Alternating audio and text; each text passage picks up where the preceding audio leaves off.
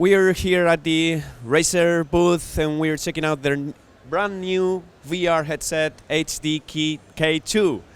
Thank you for joining us, Jeevan. What can you tell us about this new headset? Alright, so the first thing about the HDK2 is that it's got a new display. It's actually running a 2160 by 1200 resolution display. That's more powerful than the average HD TV. It runs at 90 Hz and has a 110-degree field of view.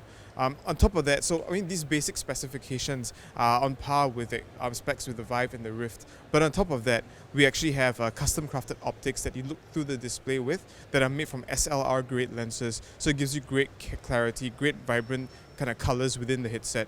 On top of that, if you guys are familiar, we actually have the version 1.4 on the market today. And the version 1.4 has got diffuser film technology, which helps to reduce screen door effect and pixelization. We've also added that to the HDK2. So the overall visual package is actually really, really great. And it's actually, you get great visuals on par with the industry's bests for $399.99 USD or 500 euros. How does it compete in terms of, specifically in terms of specs with other, as you mentioned, competitors, HTC and Oculus? Well, the display specs for the HDK2 are more or less on par with the Vive and the Rift. But the really interesting thing about this headset is that it's open source. So, it's powered by the OSVR ecosystem, and owners of the HDK2 will have the ability to pair different controllers with it.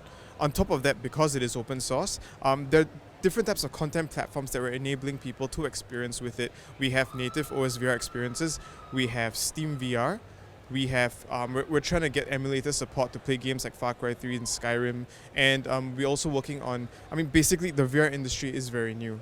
And as it moves forward, as more content platforms actually come up, we plan on actually supporting them as well. So we give people true blue access to innovation content platforms.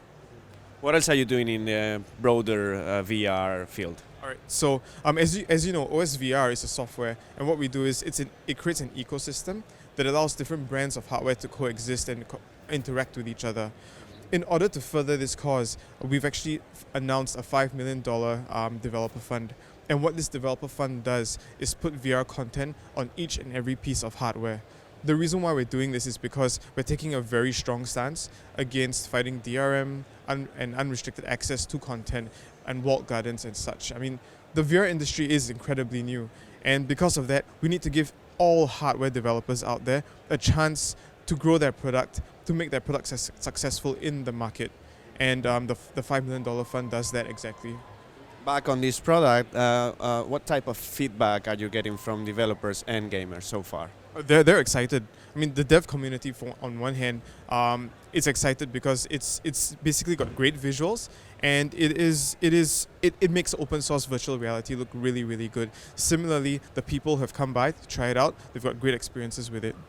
Is it comfortable enough? Can you show it to the camera? Can you show us the... Right, it's a bit... Alright, so basically, one of the cool things about this headset that we introduced in the 1.4 is this rubber nose blocker here.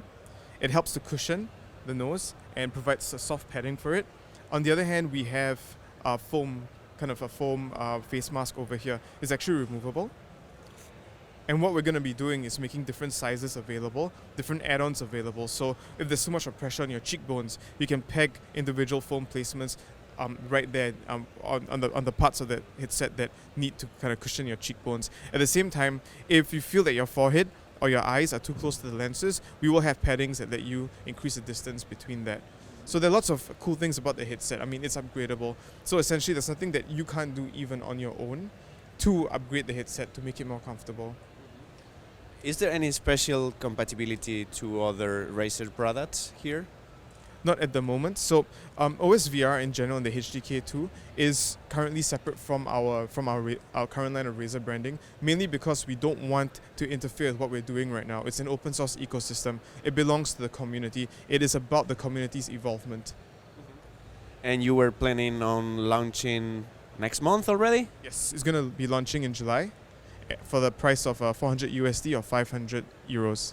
In terms of connectivity, support, platforms, is it PC only, Mac, or what are you planning? It is currently PC only, but we are working on supporting as many platforms as we can. Thank you very much for your time, Jeevan. Welcome.